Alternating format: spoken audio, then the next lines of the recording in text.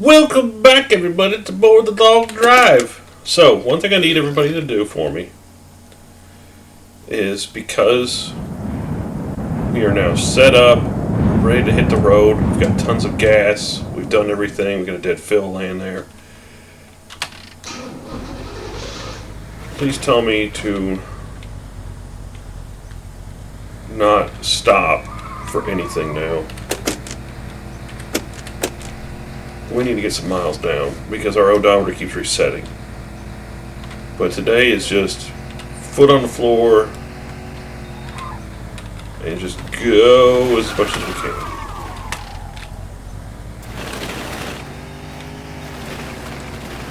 Alright, let's get up to third person because it seems like this just works a little better now. The cockpit view on that car is not the best. We got good tires, but this thing has suspension from the 1960s. Which means that it handles like a boat, and it does.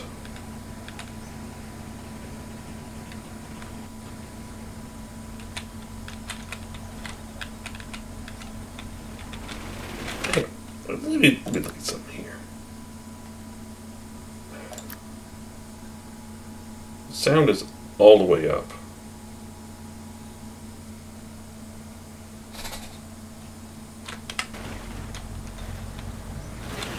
J-turn. Woo! Alright. I am actually good at those. Like, for real, for real. I can whip a car around from a reverse 180 and like nobody's business.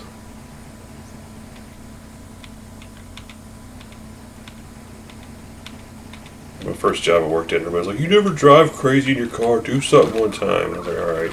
Now, mind you, it was icy out. So it was really easy to do. It was a little easier to do it. It wasn't going to hurt my tires or my car or anything like that. But I did it in a parking lot, and I mean, it was an absolute flawless reverse 180 in a stick shift. And they were all, their jaws, they had to be picked up off the floor. Because none of them ever done nothing like that. They're always just like, "Watch this, I'll just do a burnout." I'm like, dude, I can do a burnout with a freaking shopping cart here, okay? Whoa, whoa, ow. Did we lose anything? We did. Alright. Lost a hubby.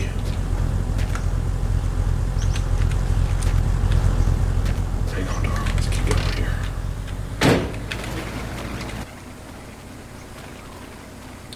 I mean, these are the same guys who like just pull handbrake turns. They're like, "Oh, I'm doing something cool." And I'm like, no. You're not. I mean, it wasn't like the slickest thing ever. Ooh, are we out of the rock field? We're out of the rock field. We're not stopping. What was that? Oh, we're out of the rock fields. Holy jeez. And we're on a flat piece of ground. Oh, it's time to bust some miles out now. Punch it. Oh, we're back in the rock field. Ooh. Ooh, ooh, ooh, ooh. Ow, ow, ow, ow, ow.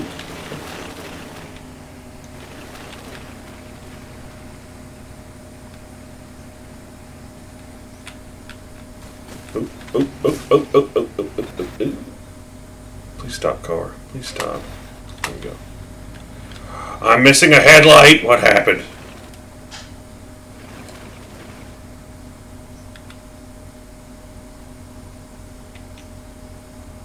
No!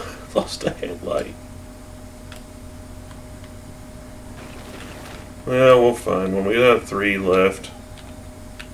Alright. So the time we're going to stop is if we got a damage. Because we still got tons of fuel.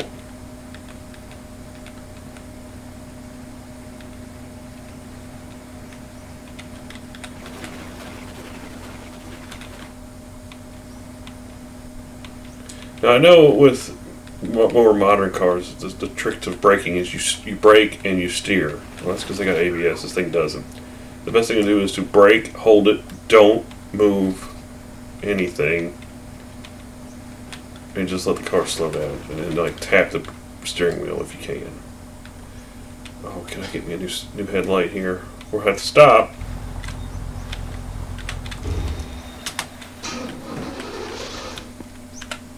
Phil. Phil. There he is. Phil, get out the darn window.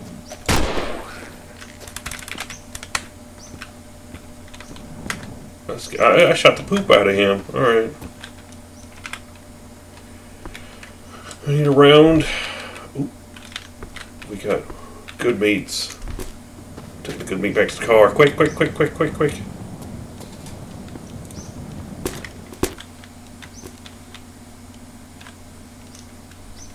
There we go.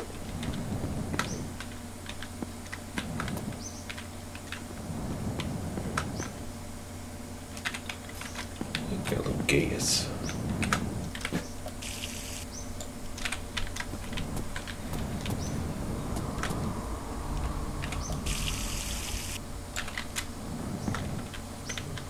We can use a bite to eat. There's a bite.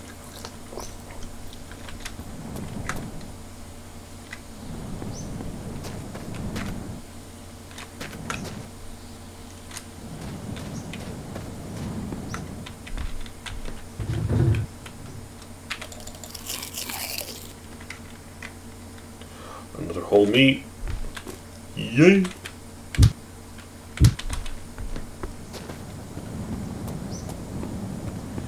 Gotta hang up all the wiener meats. Let's get in here.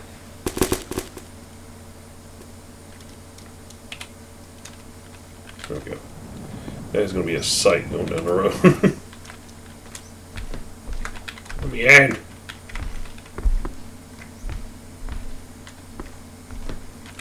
Yes.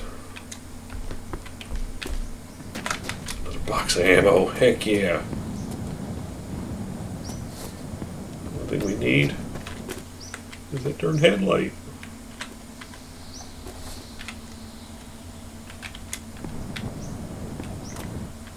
These look rather Plymouth-ish. Hey, we found it. Alright, we can actually hit the road now. Thanks, little car. I appreciate the help.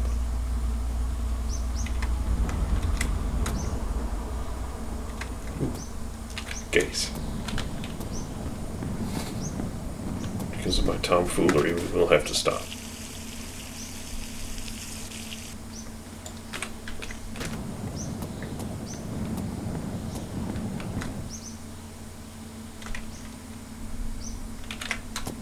Alright, we'll top the engine off.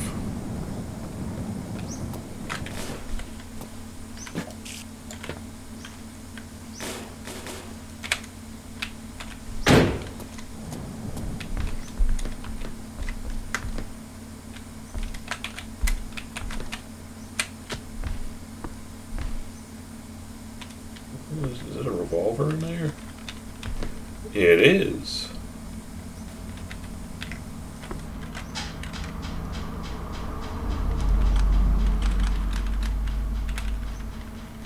Okay, that's what we want to do with that. Just reload my... Ooh, a basket, a tisket, a tasket.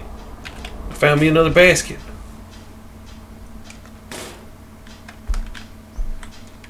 Okay, you know what? Just grab it like this. Give me the basket!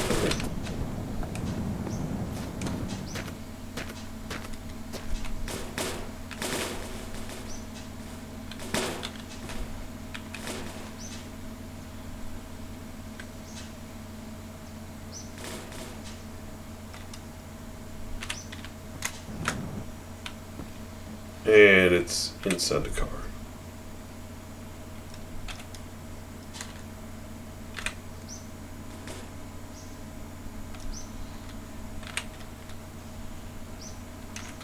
There we go. Alright. Actually, I can throw the AK in that. It won't bounce around in the back now.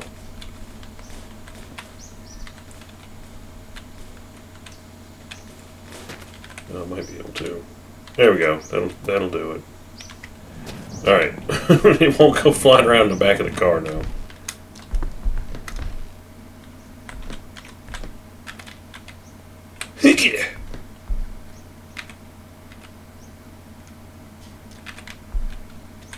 booze.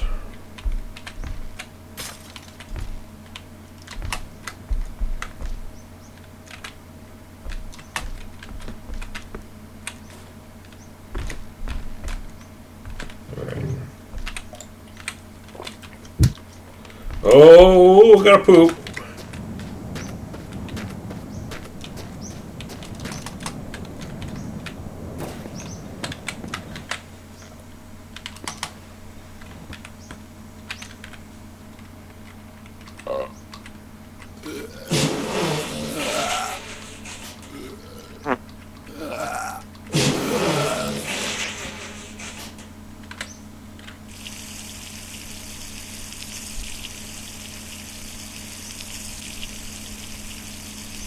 Don't make this whole rest stop. Alright. Yeah! Get over here. Alright, we're done. Close that. I didn't forget.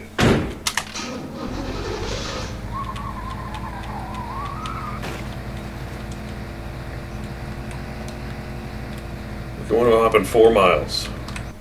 I had to stop for a freaking headlight. But we're on the road again.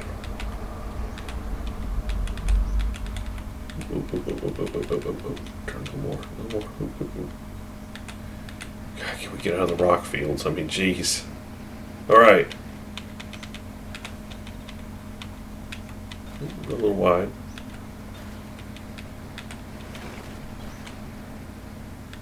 Saw a glint on the horizon. I don't like. I've seen glints. Freaking me out, making me think there's something out there, but there isn't. There's just Mom's house. It's somewhere out there.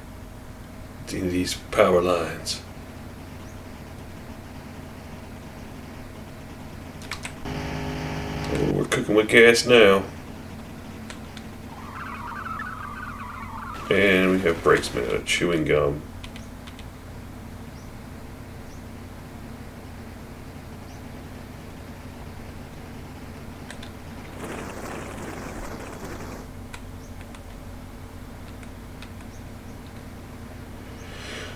All right.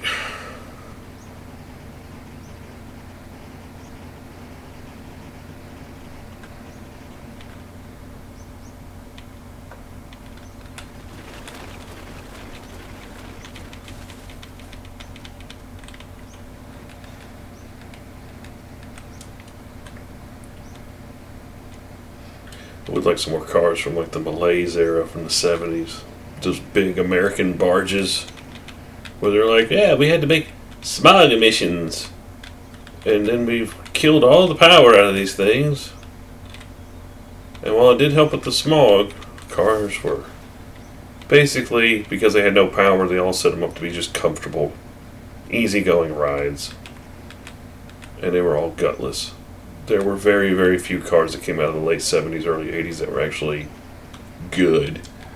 The funny thing is, though, is that because GM and all their endless amounts of stupidity, the C3 Corvette, which were absolutely hideous, by the way, those are the worst Corvettes, period.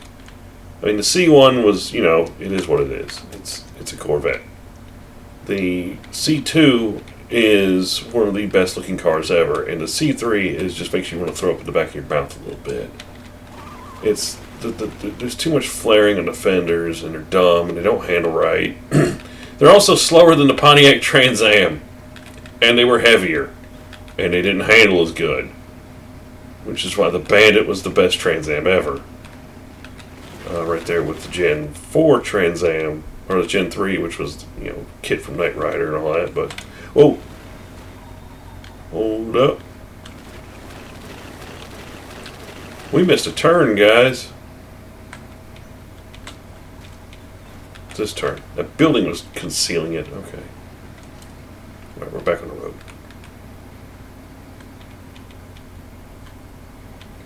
I really don't want to drive at night. If I start seeing rocks, we're stopping.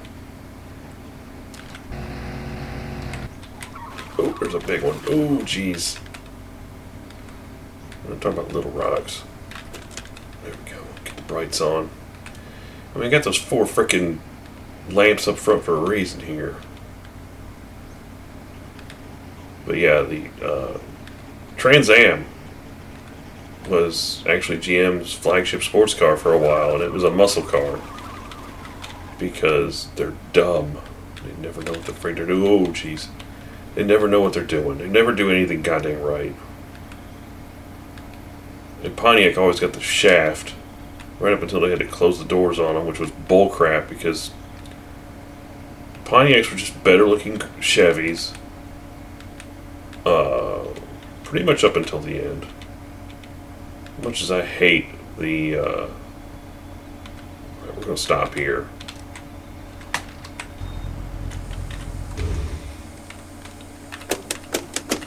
And go to sleep.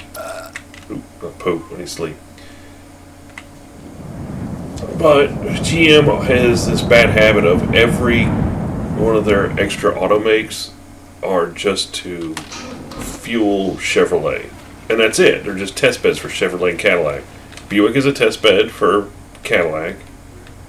And so was Oldsmobile. Until Oldsmobile just went right down to goddamn crapper to the point of irrelevance.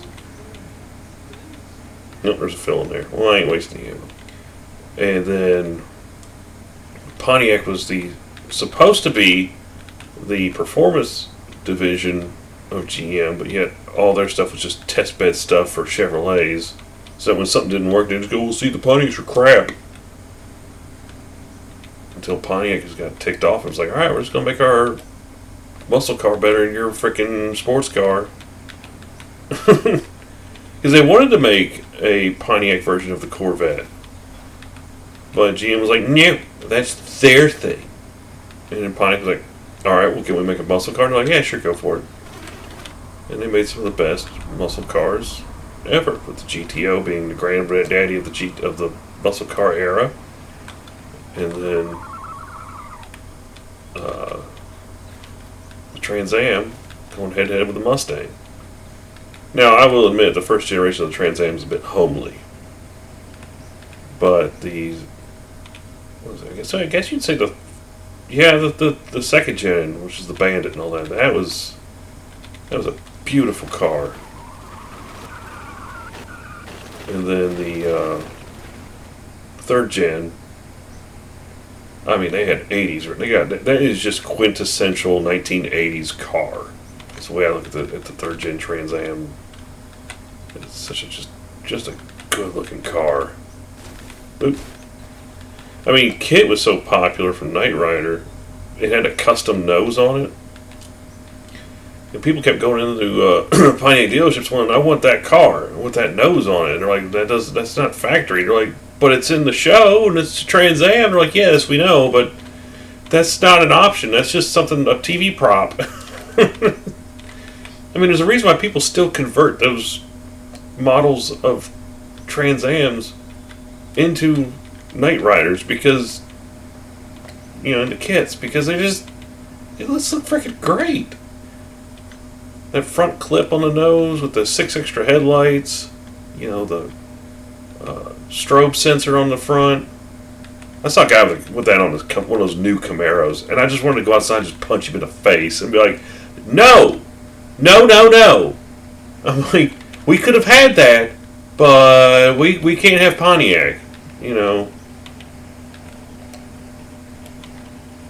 I mean, I was aghast because I'm like, actually, out of these retro muscle car stylings, the Mustang was actually the last kit, and it was a Shelby GT500 that could transform into an Explorer Sport Track or an F-150, and I was like, why? No, it's supposed to be a single car that can do everything, but making it into a transformer, that's dumb. Like, I was okay with it being a Mustang because I was like, well, there's no Trans Am, so, I mean, even if it was a Camaro, I'd have been like, all right, it's okay, but they're like, no, we gotta have the panache of the Shelby name on this, and I was like, all right, fine, it's Shelby, but they had to put the Shelby badges all over it. See, what was great about Kit was all of his Pontiac badges were removed. It was just a blacked out Trans Am muscle car. And even in the show, you never saw another Trans Am on the road. Not just like a little basic one. We made it to a new biome. They are here. And look at this road. It's nice. We're in the plains biome. Oh, this is great. I was almost afraid that the desert biome was the only thing in this beta, and I was like, oh no, but this is nice. And the rocks, while they're still here, they're not as intrusive. Okay, that's good. The biomes are still here. These long sweeping corners are going to be the death of me. Alright, we're going to cut this corner. Ha-ha! We're going to cut this corner. I can't just go flat out because this thing handles so bad. It's so fast. Which honestly, that's kind of what I like. Back when we came up with the... before it was actually a game mode, we had Cat and Mouse in Project Gotham 3. Well, actually, we didn't in Project Gotham 2, but in Project Gotham 3 it was a lot more fun. The one car I would always use as a cat chaser was the Callaway Sledgehammer C4 Corvette. Oh my gosh! I'm talking Bugatti Veyron speeds in an old Corvette. Just not the smartest thing, but it was fun. I'm doing gas. Good. That thing would easily get over 200 miles an hour. It had a really cool dashboard in it. I remember that game had all fully modeled in-car views. And it was that car I would use when I really wanted to just chase people down. And then I'd use the Cadillac 16 concept car, which had a V16 engine. And was just, I called that thing the battleship because it was so massive. The problem with that car was because all the weight was in the front with that big motor. You could spin that thing out so easy by clipping it in the rear, but nobody knew about that. Like, nobody paid attention to how that car handled because nobody wanted to drive it. It was stupid fast. It wasn't as fast as that Callaway. It didn't have the top speed, but it had acceleration and gobs. And I used that as a road blocker because it was so massive. I could just park it across a track and block the whole road up. It was great. God, I love doing that. And as far as the mouse car, I'd always use the GT500 KR, the 1960s model, because that thing just had a lot of torque. And when it wasn't the most stable thing, but it was one of the faster of the low tier cars in terms of just, raw power about it. It was one of the most powerful ones. So if a cat's trying to get a little uppity with me, I could just push him right out of the way for the most part, because the engine would just push you through everything. Oh no! Oh no, no, no, no, no, no, no, just go over this way. God, look at that road network right there. That thing's like a spider web. Oh!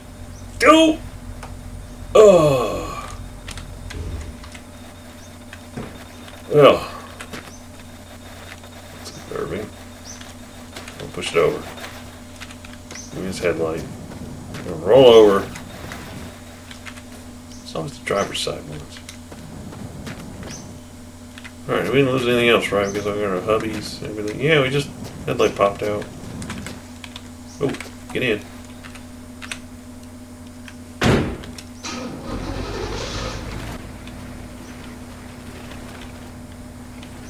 Oh, we flipped over, that's right. Go this way.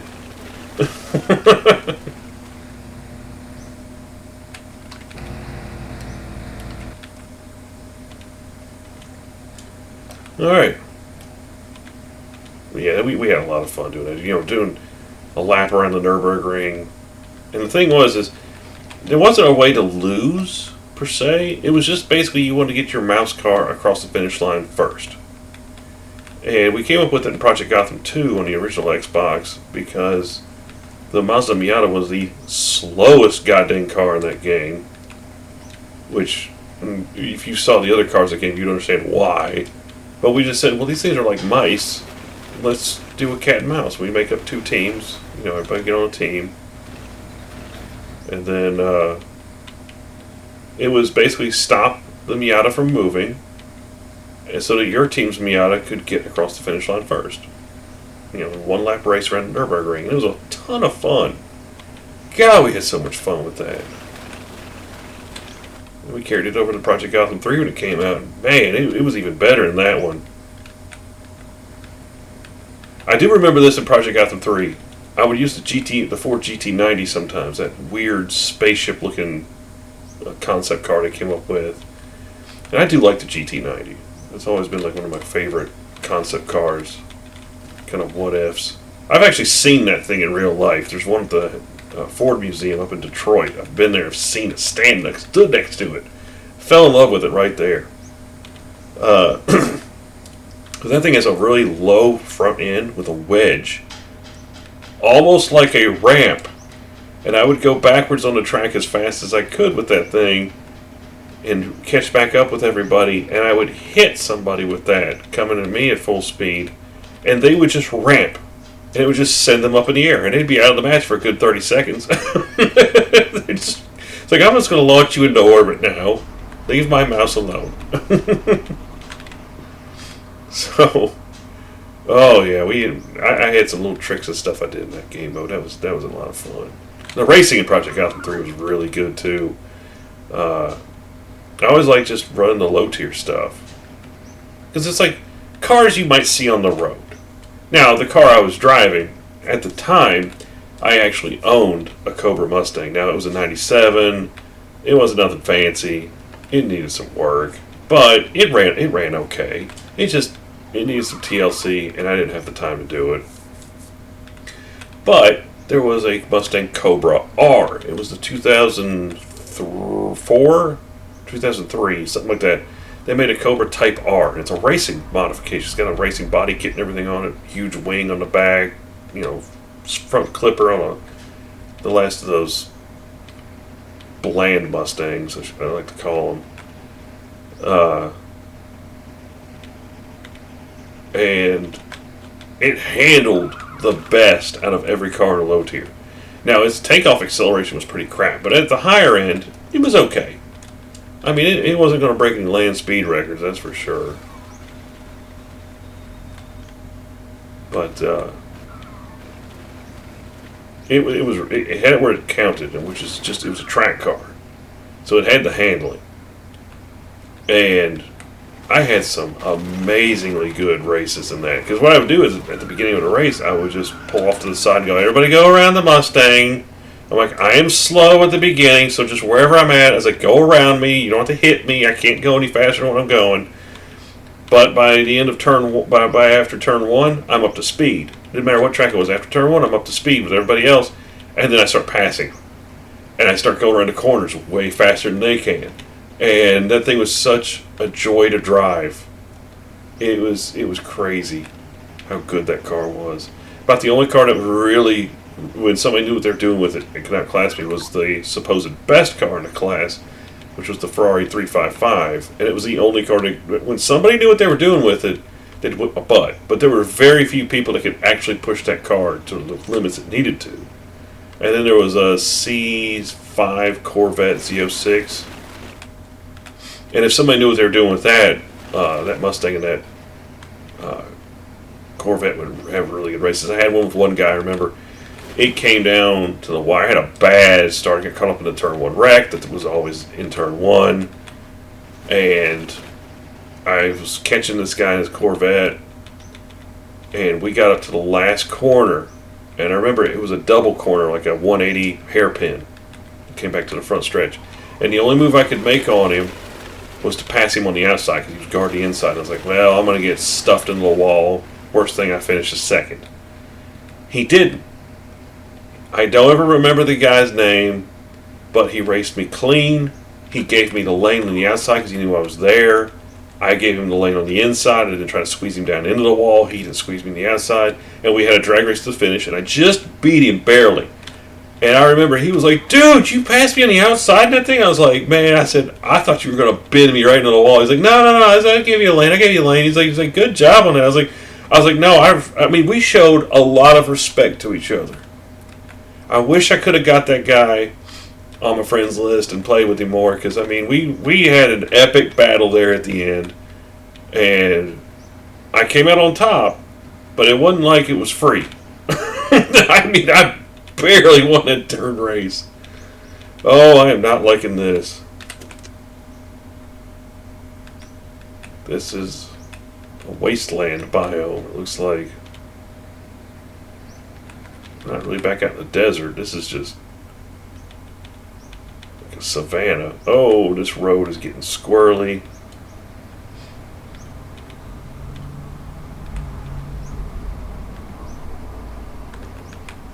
So we'll drive till we can't really see anymore. Oh! Look at that tree. Look at those rocks. Okay.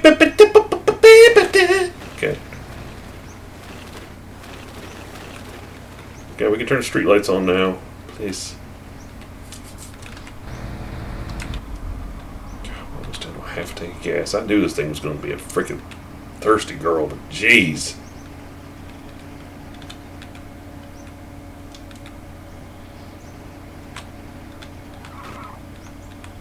Okay. There we go. Now we got street lights on.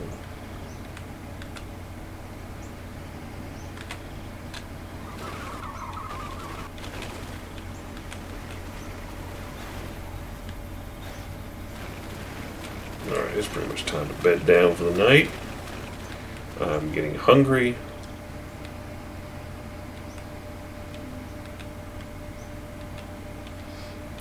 Go till the road gets crap. It's already not good. But I want to get some miles down today.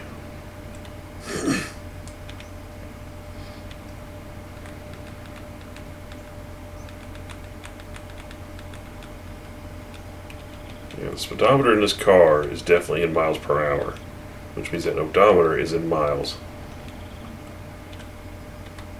Hey Phil, bye Phil. Okay, we're going to continue this in the morning. We're going to sit here and spend the night in Phil's place.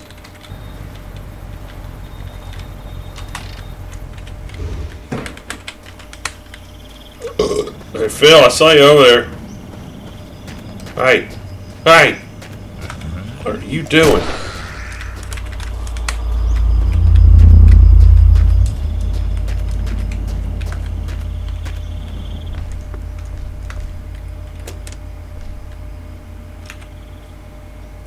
Garage. Oh, food.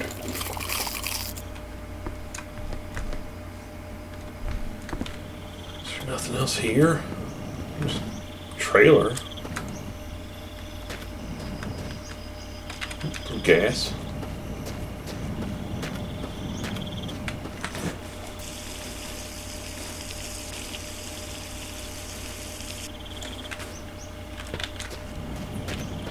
I mean, for those of you who've seen that movie, Christine, right there.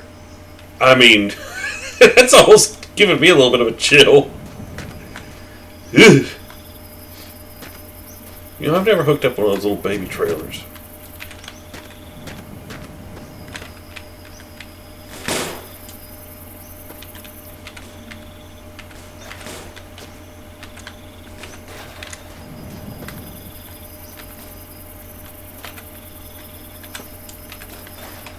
No, that wheel looks pretty good.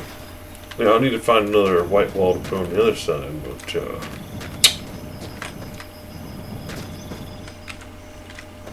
can I put motorcycle wheels on this? You can.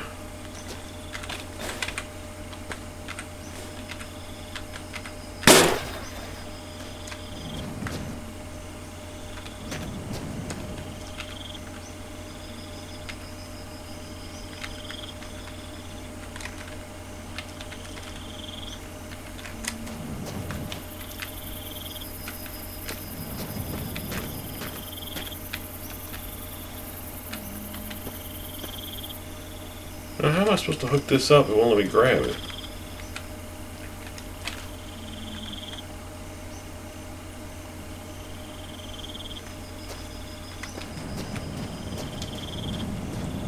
Let me try something.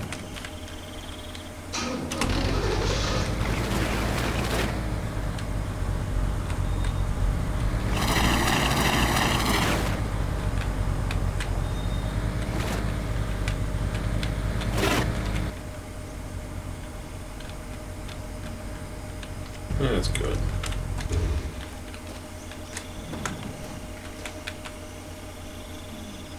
Hey, hey, hey, hey, hey, hey, hey, hey, hey.